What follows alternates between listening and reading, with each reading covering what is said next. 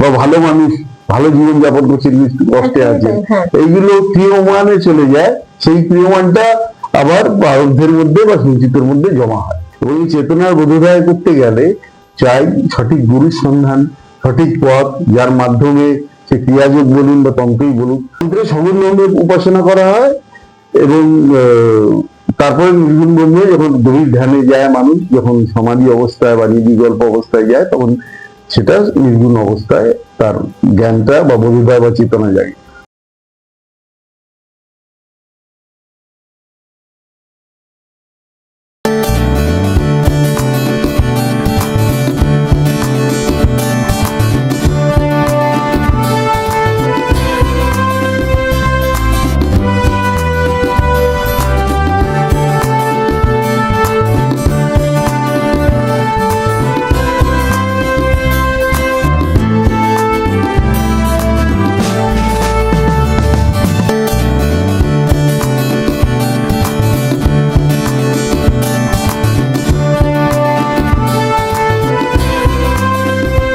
আমরা আচার্য সমুদ্র শাস্ত্রীর সাথে আছি। আমরা এবার তার অনুষ্ঠানের দ্বিতীয় পর্বে চলে এসেছি। স্যারের কাছে আমাদের আরো প্রশ্ন আছে, যেগুলো আপনাদের কাছে বার্তা যাচ্ছে এবং আপনারাও হয়তো আপনাদের নিজেদের সমস্যার সাথে কোথাও মেলবন্ধন ঘটাতে পারছেন বা বুঝতে পারছেন যে নিজেদের জীবনে হলে কি হতে পারে। ভয়ের কিছু নেই, সেটা আচার্য বলেই দিচ্ছেন। আচ্ছা স্যার, একটা কথা জিজ্ঞেস করবো, মানে বক্রি, মানে গ্রহের বক্রিতে শনি বক্রি হয়েছে আমার ভালো এফেক্ট দেবে না, বৃহস্পতি বক্রি হয়েছে আমার হবে না, বৃহস্পতি যদি ভালো থাকতো তাহলে আমার, আপনি প্রত্যেকটা গ্রহে রেট্রোগ্রেড হয়, বক্রি মানে রেট্রোগ্রেড বলছে, তো এই রেট্রোগ্রেডের ব্যাখ্যা কি দেবেন? আবার যখন সেটা ঠিক মার্গী হচ্ছে তার ব্যাখ্যা কি দেবেন? কিরকম ফল আসে? দেখুন, এটা নিয়ে প্রচুর বিভ্রান্তিমূলক আলোচনা রয়েছে। আমার অধ্যাপক, মানে আমি ওনার কাছে অমর সাহা, উনি এটার খুব সুন্দর ব্যাখ্যা দিয়েছিলেন, সেটাই আমি বলবো জনগণকে। কারণ প্র্যাকটিক্যাল অ্যাস্ট্রোলজি করতে গিয়ে আমার অভিজ্ঞতা থেকে আমি দেখেছি ওটা 100% নিখুঁত, ওটাই পারফেক্ট। আর কৃষ্ণমূর্তিজি তো ওনার ইয়েতে রেট্রোগ্রেড প্ল্যানেটকে বেশি মূল্যই দেননি। তো বক্রী মানে আমরা যদি অ্যাস্ট্রোনমিক্যালি দেখি, তখন আমাদের মনে হবে একটা প্ল্যানেট পেছন দিকে যাচ্ছে। তো সাধারণত ন্যাটাল চার্টে যদি কোনো গ্রহ বক্রী থাকে, সেই গ্রহটা একটু লেটে ফল দেবে, একটু দেরিতে ফল দেবে। সেটা শুভ হতে পারে, অশুভ হতে পারে। বক্রী মানে যে অশুভ তা নয়। শুভ গ্রহ বক্রী হলে শুভ ফলটা একটু দেরিতে পাবেন, অশুভ গ্রহ বক্রী হলে অশুভ ফলটা একটু দেরিতে পাবেন।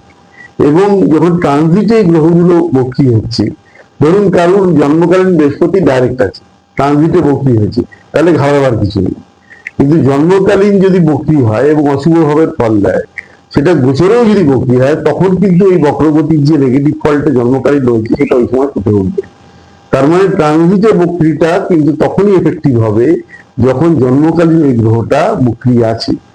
যদি জন্মকালীন ন্যাটাল চার্টে গ্রহ বক্রী অবস্থায় না থাকে, তাহলে কিন্তু আমরা যত ভয় পাই বা ভীতি পাই সেরকম কোনো ব্যাপার নেই। বক্রী অবস্থায় ফল একটু দেরিতে আসে বা লেটে আসে। আবার পোস্টে জ্যোতিষে আমরা দেখেছি কোনো গ্রহ যদি বক্রী হয় পোস্টে, মানে কেপি মতে, আর সেটা রুলিং প্ল্যানেট হয়, আর সেটাই যদি ইন্ডিকেট করে, তাহলে আমরা পোস্টটাকে না ধরে নিয়ে রেজাল্ট দেবে না। কিন্তু অনেক সময় দেখা গেছে রেজাল্ট দিয়েছে ডাইরেক্ট হওয়ার পরে। তো নানান রকম ভাবে রেট্রোগ্রেড প্ল্যানেটস রেজাল্ট দেয়, কিন্তু সেটাকে নিয়ে একটা বিচ্ছিরি ভয়ের একটা পরিবেশ সৃষ্টি করা হয়েছে। বক্রী মানে হয়ে যাবে, ভয়ানক কিছু হয়ে যাবে, তা নয়। সব থেকে আগে আমাদের বুঝতে হবে যে জ্যোতিষশাস্ত্রটা মানুষকে ভয় দেখানোর জন্য নয়, বেদেরও অঙ্গ জ্যোতিষ, সেটা মানুষের সঠিক দিশা, সঠিক রাস্তা দেখাবার জন্য।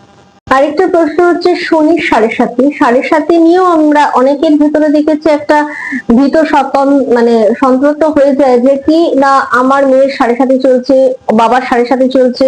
সাথে হলে অনেকে বলে যে আত্মীয় স্বজন বা নিকটজন বিয়োগ ঘটে, বা শনির ধাইয়া যেটা আছে তাতেও একটা প্রভাব পড়ে। তো সাথে আর ধাইয়ার পার্থক্যটা একটু যদি একটু ব্যাখ্যা করে বলেন। শনি নিয়ে সাধারণত একটা মানুষের ভিতরে প্রচন্ড ভয়ের ব্যাপার রয়েছে। শনি ভয়ানক কিছু ফল দেবে হ্যাঁ বলে তা না। সাধারণত যদি দেখা যায় যে শনিটা জন্মকালীন অশুভ জায়গায় অবস্থান করছে বা অশুভ ভাবগুলোর সঙ্গে রিলেটেড করছে, তখনই শনি 7.5 নেগেটিভ এফেক্টটা বেশি হয় বা ঢাইয়ার নেগেটিভ এফেক্ট। এবার শনি যদি শুভ ভাবগুলোকে ডিগেট করে শুভ অবস্থায় থাকে তাহলে অতটা অশুভ হবে না, প্রথম প্রাথমিক স্থিতি। দ্বিতীয়ত, শনি 6.5 অবস্থান চলাকালীন যে নক্ষত্র দিয়ে ট্রানজিট করছে সেটা খুব ইম্পর্টেন্ট। সে জন্মকালীন কি কি হাউসে সিগনিফাই করছে এবং ট্রানজিটে কোথায় রয়েছে। সে যদি শুভ হয় তাহলে 7.5-তে আমরা দেখেছি, 7.5-তে চাকরিতেও দেখেছি, 7.5-তে বিবাহতেও দেখেছি, 7.5-তে আবার অশুভ মৃত্যুও দেখেছি, 7.5-তে কর্মহানিও দেখেছি, মানে ভালো পাঠও দেখেছি, খারাপ পাঠও দেখেছি। এটা কখন হয়? এটা যে নক্ষত্র দিয়ে ট্রানজিট করছে সে যেরকম রেজাল্ট দেবে সেরকম আমরা ফল প্রাপ্ত হবে। এবার যদি দেখা গেল সাপোজ কারণ লগ্ন বৃষ, আমি সাপোজ বলি শনি এখন একাদশে রয়েছে, জন্মকালীনও সে হয়তো নবম বা দশম ভাবে রয়েছে, তাহলে তার কিন্তু অতটা খারাপ ফল দিচ্ছে না। বৃষ লগ্নের মীন রাশি সাপোজ, তাহলে তার অতটা খারাপ ফল দিচ্ছে না। কিন্তু শনি এখন নিজের নক্ষত্র দিয়ে ট্রানজিট করছে, সে যদি জন্মকালীন ষষ্ঠ অষ্টম দ্বাদশ ভাবের সঙ্গে বা অশুভ ভাবগুলোর সঙ্গে আবার অধিপতিদের সঙ্গে রিলেটেড হয়, তাহলে তার একটা অশুভ প্রভাব কিন্তু তাকে এখন ফেস করতে হবে। আবার যে নক্ষত্র ট্রানজিট করে বৃহস্পতি বুধের নক্ষত্রে যাবে, তখন বুধ যে হাউসগুলোকে ডিনোট করছে এবং বুধ জন্মকালীন যেখানে রয়েছে তার রেজাল্টটা শনি আগে দেবে, তারপরে 7.5 গণনাটা ওইভাবে সঠিকভাবে আমরা করতে পারবো এই সময় পিরিয়ডে শনি কতদিন ভালো ফল দেবে কতদিন খারাপ ফল দেবে। শুধু 7.5 নিয়ে বা ঢাইয়া নিয়ে হয়তো ভীতির কোনো কারণ নেই। 7.5 বা ঢাইয়ার কি প্রতিকার আছে? দেখুন, শনি হচ্ছে যোগিকার গ্রহ বা কর্মফলদাতা গ্রহ। তো প্রধান যেটা হচ্ছে যখন কারণ মানুষের জীবনে যদি দেখা যায় যে 7.5 বা ঢাইয়ার জন্য অশুভ প্রভাব আসছে, সব থেকে ভালো উপায় হচ্ছে মানুষের জন্য সেবা করা, কর্ম করা। দ্বিতীয়ত, যত পারবেন স্পিরিচুয়াল লাইফ লিড করুন। স্পিরিচুয়াল মানে আমি বলছি না মন্দিরে পুজো দিন, স্পিরিচুয়াল মানে রিলিজিয়াস লাইফ লিড করুন। স্পিরিচুয়াল কথাটা অনেক হায়ার, আধ্যাত্মিক যেখানে ধর্ম শেষ সেখান থেকে আধ্যাত্মিকতা শুরু। তো একটা সুস্থ স্বাভাবিক জীবনযাপন করতে গেলে আমাদের দরকার মানুষ গুরুজনদের সেবা, মানুষের সেবা, পরিবারের সেবা। আগে পরিবারটাকে ভালো রাখবো, তারপরে আমাদের পাড়া প্রতিবেশীদের সেবা করব, তাদের উপকারে লাগবো, সেখান থেকে সমাজ ব্যবস্থা। তো মানুষের সেবা করলে শনি এবং আমাদের কাছে যারা কাজ করে তাদের বৃত্তের কারণ গ্রহ শনি, তাদেরও যদি আমরা প্রপার সম্মান দিই, তাদের যদি আমরা একটু ভালো ব্যবহার করা, তাতে পাশে দাঁড়াবে, তাতেও শনির প্রভাব নেগেটিভিটি অনেকটা কমে। তাছাড়া শনিবার করে কালী মন্দিরে পুজো দেওয়া যেতেই পারে, শনি মন্দিরে পুজো দেওয়া যেতেই পারে। খুব ইজি প্রতিকার হচ্ছে প্রত্যেক শনিবার কালী মন্দিরে বা শনি মন্দিরে বা তুলসী তলায় 5টা করে মোমবাতি, 5টা করে ধূপকাঠি ধরানো। এবং সব থেকে ইম্পর্টেন্ট কর্ম, যেহেতু কর্মফলদাতা, আপনার নেগেটিভ কর্ম যদি কিছু থেকে থাকে সেটাকেও ইরেজ করার জন্য পজিটিভ কর্ম করতে থাকুন, মানুষের সেবা করতে থাকুন, সৎভাবে বাঁচুন, অসৎ কর্ম করবেন না, সত্য কথা বলুন। এবং যেটা বললাম, গরিব এবং দুস্থ এবং যারা বাড়িভিত্ত তাদের সঙ্গে ভালো ব্যবহার করুন, তাদের সেবা করুন বা তাদের পাশে দাঁড়ান, তাহলে দেখবেন শনির যে নেগেটিভিটি অনেকাংশে কমে যাবে। জ্যোতিষশাস্ত্রের এই প্রেডিকশন বা ক্যালকুলেশন কি লগ্নকে ধরে হয় না রাশিকে ধরে হয়? দেখুন, অ্যাকচুয়ালি লগ্ন থেকেও বিচার করা, লগ্ন থেকে প্রধান বিচার হয়, তাছাড়া রাশি থেকেও বিচারের একটা ধারা রয়েছে ট্র্যাডিশনাল বৈদিক জ্যোতিষে। আবার রবি থেকেও বিচারের ধারা রয়েছে, 3টে থেকেই বিচারের ধারা রয়েছে। আবার এখন তো অনেকে যারা সঠিক জ্যোতিষ জানে তাদের শুধু নেটাল চ্যাপ্টারই হয়ে যায়, কিন্তু তার সঙ্গে নবাংশটা একটু দেখে নিলে ভালো হয়। তাছাড়া ষোড়শ বর্গ, অনেক বর্গ আছে, সেগুলো থেকেও বিচার হয়, ওইগুলোতে অনেকে বেশি ফোকাস করছে। কিন্তু আমি মনে করি সঠিক জ্যোতিষ জানলে শুধু নেটাল চার্টটা যদি প্রপারলি বিচার করা যায়, একটা মানুষের জীবনের 80 থেকে 90% প্রেডিকশন মেলানো সম্ভব।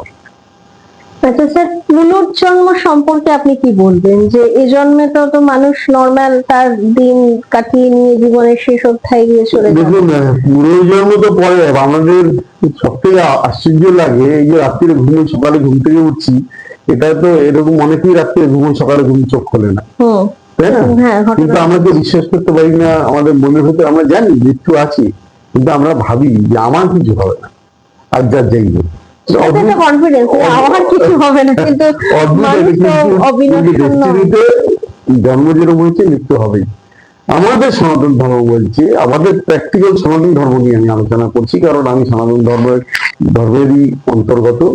অন্য ধর্ম কি বললো না বললো সেটা নিয়ে আমার মাথা ব্যথা নেই, এবং সেটাই সাইন্টিফিক্যালি যে কারেক্ট তার অনেক প্রমাণ, আমি সাইন্টিফিক্যালি না স্পিরিচুয়ালি যে কারেক্ট এটার অনেক প্রমাণ ভবিষ্যতে আমি আপনাদের প্রোগ্রামে দেব। যাই হোক, এখন এইটুকু বলি, আমাদের জীবনটাই গড়ে উঠেছে প্রারব্ধ কর্ম, মানে পূর্বজন্মের কর্মফলের উপরে। এই যে আমরা অ্যাস্ট্রোলজি করছি, যদি পরের জন্ম না থাকে, গত জন্ম না থাকে, তাহলে জ্যোতিষটা কিসের ভিত্তিতে করছি? প্ল্যানেটারি পজিশনস আমরা বলছি প্রারব্ধ, আপনার ডেস্টিনি। ডেস্টিনিটা করে রেখে তৈরি হচ্ছে। সবাই তো সমান হচ্ছে না, কেউ টাটা হচ্ছে, কেউ আম্বানি হচ্ছে, কেউ নেতা হচ্ছে, কেউ ভিখিরি হচ্ছে, কেউ ডাক্তার হচ্ছে, ইঞ্জিনিয়ার হচ্ছে। তারা একই বাবার, আমরা বলি বাবা মা সংস্কার দিতে পারেনি, দেখা গেছে বাবা ডাক্তার, তার এক ছেলে ডাক্তার হলো, আরেক সন্তান ক্রিমিনাল হয়ে গেল। এরকম হয় না? সেই ডেস্টিনি যে এটাও তো প্রারব্ধ। তার মানে একটা বলছি, আমি শুনছি আমাদের মহাভারতে আছে, ভীষ্ম পর্বতে যুদ্ধের শেষে কৃষ্ণ দেখা করতে গেছেন, ভীষ্ম বলছেন আমি যোগ বলের 99টা জন্ম পেছনে গেছি, কিন্তু এমন কোনো কর্মফল দেখিনি যেখানে আমাকে আমার ইচ্ছা মৃত্যু থাকা সত্ত্বেও এই 18 দিন এই সজ্জায় মানে তীরের উপরে এইভাবে শুয়ে থাকতে হচ্ছে। এটা কি কারণ? তখন কৃষ্ণ নিজে হেসে বললেন যে তুমি 99টা জন্ম গেছিলে, আরেকটা জন্মে এগিয়ে যদি যেতে, দেখতে পেলে তুমি রাজা ছিলে, ওই জন্মেও তুমি মৃগয়া করতে গিয়েছিলে, শিকার করতে গিয়েছিলে, মৃগয়া করতে গিয়ে তোমার সামনে একটা সাপ এসে পড়ে, তুমি সৈন্যদের বলো যে ওটাকে তুলে ঝোপঝাড়ে ওটাকে ছুঁড়ে ফেলে দিতে, রাস্তায় সরিয়ে দিতে। ওটা গিয়ে একটা সাপটা কাটা গাছের ঝোপের মধ্যে আটকে ছিল 18 দিন ওটা ওই অবস্থা বেশি ছিল, কষ্ট পেয়ে যন্ত্রণায়, তারপর তার মৃত্যু হয়। তখন বললো তাহলে এই জন্মে কেন আমাকে এই কর্মফলটা, মানে 100 জন্ম পূর্বে কর্মফলটা ভোগ করতে হচ্ছে? তার কারণ হচ্ছে এই জন্মে যখন দ্রৌপদী বস্ত্রহরণ হচ্ছিল তখন নীরব ছিল। তার মানে কর্মফল 100 জন্মের আগেও কিন্তু যে ভোগ করতে হচ্ছে, এটা আমাদের সনাতন ধর্মে মহাভারতেই আমরা এটা পাই। তো জন্ম পূর্বজন্ম যদি থেকে থাকে তো পরের জন্ম নিশ্চয়ই আছে। আমরা যারা ভাবছি ঈশ্বর দেখছেন না, ঈশ্বর কিছু জানেন না, আমি চুরিটা করলাম, ডাকাতি করলাম বা কাউকে ঠকালাম, আমার কিছু হবে না, সেটা ভ্রান্ত ধারণা। প্রত্যেকটাই স্টোরেজ হচ্ছে ব্যাংক ব্যালেন্সের মতন, কর্মফল সবাইকেই ভোগ করতে হবে, পরের জন্য অবশ্যই আছে। সেই হিসেবে এবং স্বামী বিবেকানন্দ বলেছেন যে মানুষ হয়েই যে মানুষের জন্ম পরের জন্য হবে তা নয়, মানুষ হয়ে যদি পশুর মতন জীবনযাপন করে তাহলে পশু হয়েও আমাদের পারে। আরেকটা কথা আছে, আত্মা আমরা শুনেছি অবিনশ্বর, মানে এটা তো আমাদের নশ্বর দেহ। মানুষ যখন মারা যাচ্ছে, মারা যাওয়ার পর আত্মাটা বেরিয়ে যাচ্ছে, সে নর্মাল ডেথও যদি হয়, তার জীবদ্দশায় অসুস্থ হয়ে মারা গেছে বা তার সেটাই সময় ছিল, বা অপঘাতে মৃত্যুর ক্ষেত্রেও কিছু পার্থক্য শুনেছি, যে মার্ডার হলো বা যারা আত্মহত্যা করলো, সেই অপঘাতে মৃত্যুর আত্মার প্রাপ্তি কোথায় হচ্ছে, বা নর্মাল ডেথে মারা যাওয়ার পর তার আত্মার প্রাপ্তি কোথায় হচ্ছে? দুটো আত্মাকে ডিফারেন্ট ভাবে আমাদের চারিদিকে ঘুরে বেড়াচ্ছে। প্রথমে বলি, আত্মা কথাটা খুব ক্ষুদ্র কথা। আত্মা বলে দ্রব্য, ওটা হচ্ছে জীবাত্মা। কেন জীবাত্মা বলছি? কারণ ইন্দ্রিয় আর মন আত্মার সঙ্গে লিপ্ত থাকে। ইন্দ্রিয় মানে 5টা, কিন্তু জ্ঞানেন্দ্রিয়, কর্মেন্দ্রিয় গুলো দেহের সঙ্গে থেকে যায়। এবার অনেকে এই যে আজকাল সুইসাইডটা নিয়ে প্রথমে আলোচনা করি, অ্যাস্ট্রোলজিক্যালি বোঝাই।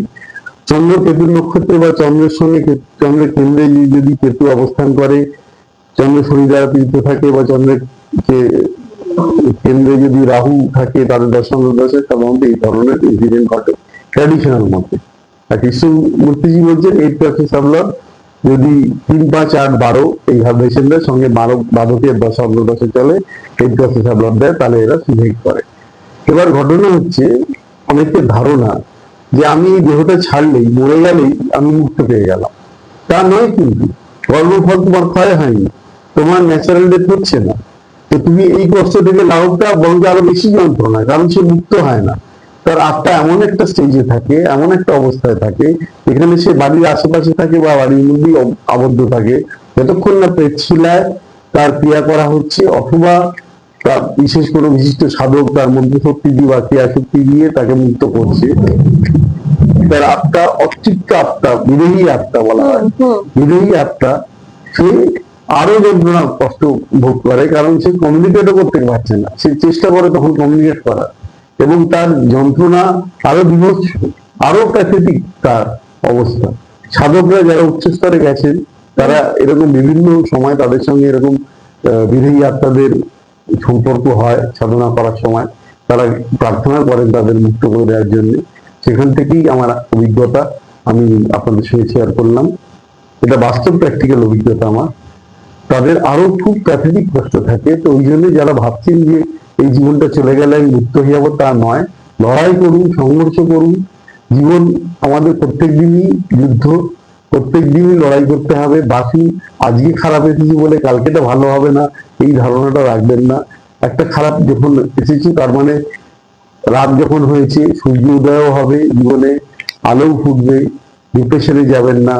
দরকার লাগলে কাউন্সিলিং করান, স্পিরিচুয়াল কাউন্সিলিং করান, মেডিটেশন করুন, তাহলে আপনারা এই থেকে বেরিয়ে আসতে পারবেন। মেডিটেশন বা আধ্যাত্মিক জগতে গেলে, প্রপার প্রাণায়াম ধ্যান করলে, ব্রেনে প্রপার অক্সিজেন গেলে ডিপ্রেশন কেটে যায় এবং সেখান থেকে আত্মহত্যা প্রবণতা কমে যায়। এটাই আমার প্রধান কথা। দ্বিতীয়ত, সাধারণ মৃত্যু। সাধারণ মৃত্যু যখন হয়, তার যেরকম কর্ম, সেটা সাত্বিক, রাজসিক, তামসিক না তারও কি না কি তিনটে গতির অতীত, তার উপরে ডিপেন্ড করছে তার আত্মার গতি কি প্রাপ্ত হবে। আমাদের গরুড় পুরাণ যদিও অনেক রকম ব্যাখ্যা গরুড় পুরাণে পাওয়া যায়, অমুক লোক আছে, তমুক লোক হয়েছে, আমি সেই জায়গায় অত ব্যাখ্যা যাচ্ছি না। আমি এটুকুই বলতে চাই যে আবার জন্মগ্রহণ করতে হবে। যেরকম কর্ম করেছো সেটা যদি শুভ কর্ম থাকে, শুভ জীবন হবে। ধরুন একজন সাধনা করতে করতে একজন যোগী, তার মৃত্যু হলেও পূর্ণতা প্রাপ্তি হয়নি, সে এমন কোনো সংসারে জন্মগ্রহণ করবে যেখানে তার সাধনা করতে বা বিশেষভাবে আধ্যাত্মিক উন্নতি হতে বা চেতনা প্রাপ্ত হতে তার হেল্প হবে। সেরকম শুভ কর্ম করলে, ভালো কর্ম করলে ভালো জন্ম হবে, অশুভ কর্ম করলে অশুভ পরিবারে বা অশুভ জন্ম হবে। আপনি এই জীবনে আপনার হাজবেন্ড বা ওয়াইফকে কষ্ট দিচ্ছেন, শ্বশুর শাশুড়িকে কষ্ট দিচ্ছেন, বা মা বাবাকে দেখছেন না, তো ওইগুলো পরবর্তী জীবনে আপনার জীবনেও ফিরে আসবে। পরের জীবনে অনেকে অনাথই জন্মায় যখন এরকম জীবন যাপন করে, তো সেটা তার কর্মফল হিসেবে তার জন্ম হয়। অনেক কিছু তথ্য আপনার কাছে জানলাম, আরো অনেক তথ্য বাকি থাকছে, কারণ জ্যোতিষ শাস্ত্র খুব ছোট একটা শাস্ত্র নয়। তাকে অনেক দিক থেকে, যেমন আপনি মহাভারতের উদাহরণ দিলেন, আমি এটা প্রথম শুনলাম এই বিশ্বের সরসজ্জার ব্যাপারটা। সেরকম আরো অনেক গীতার ভেতরে আছে, বা আরো আমরা অনেক স্পিরিচুয়াল যদি কোনো ধ্যানের বা কোনো আলোচনায় বসে আরো আপনার কাছ থেকে জানতে পারবো। তো আমাদের অনুষ্ঠান এখন এখানে শেষ করতে হচ্ছে, কারণ সময় জানান দিচ্ছে যে এবার শেষের পথে যেতে হবে। তো আচার্য সমুদ্র শাস্ত্রীর সাথে এতক্ষণ যে সময় কাটালাম, আমরা জ্যোতিষশাস্ত্রের উপর কিঞ্চিত একটা ধ্যান ধারণা নিয়ে আজকে শেষ করছি। এরপরে আরো আসবো বিস্তারিত তথ্য নিয়ে। আশা করবো স্যার আমাদের আবারও সময় দেবেন। আজকে এই পর্যন্ত, ভালো থাকবেন, নমস্কার।